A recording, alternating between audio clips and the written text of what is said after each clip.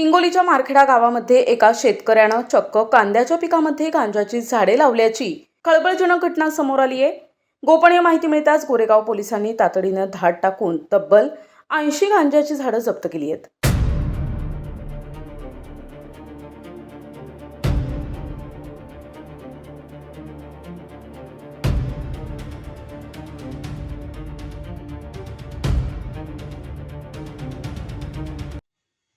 संबंधित शेतकऱ्याने मुख्य पीक असलेल्या कांद्याच्या भोवताली आंतरपीक म्हणून गांजाची लागवड केली होती।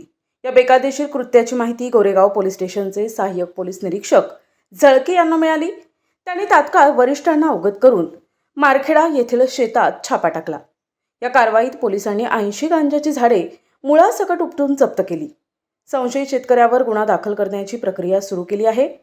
पोलिसांच्या या सतर्कतेमुळे ग्रामीण भागातील अंमली पदार्थांच्या छुप्या विक्रीचा पर्दाफाश झाला असून या कारवाईमुळे परिसरात मोठी खळबळ उडाली आहे।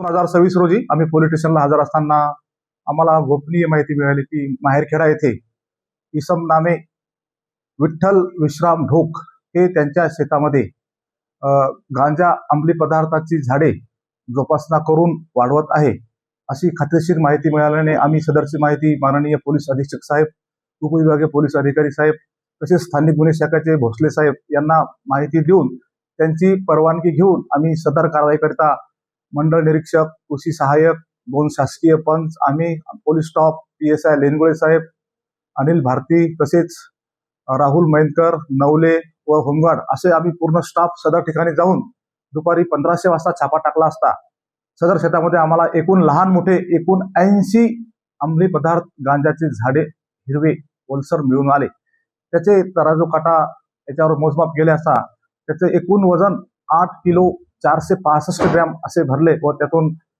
पाचारण करण्यात आलेली फॉरेन्सिक टीम यांनी सुद्धा त्यांचे एक सॅम्पल काढून घेतले आणि उर्वरित पूर्ण गांजा आम्ही जागेवर सील करून ताब्यात घेतला। त्याची जवळपास एकूण किंमत 84,650 अशी आहे आणि सध्या आरोपी अटक असून आज रोजी माननीय कोर्टात आरोपीला हजर करून सदर गुन्ह्यामध्ये हा गांजा तो कोणाला विकतो, लागवडीसाठी ते बिया कुठून आणले आहेत, तसेच त्याच्यामध्ये आणखी काही साथीदार आहेत का, या सर्व सखोल तपास करण्यासाठी आम्ही माननीय कोर्टाकडून आज रोजी PCR घेणार आहोत।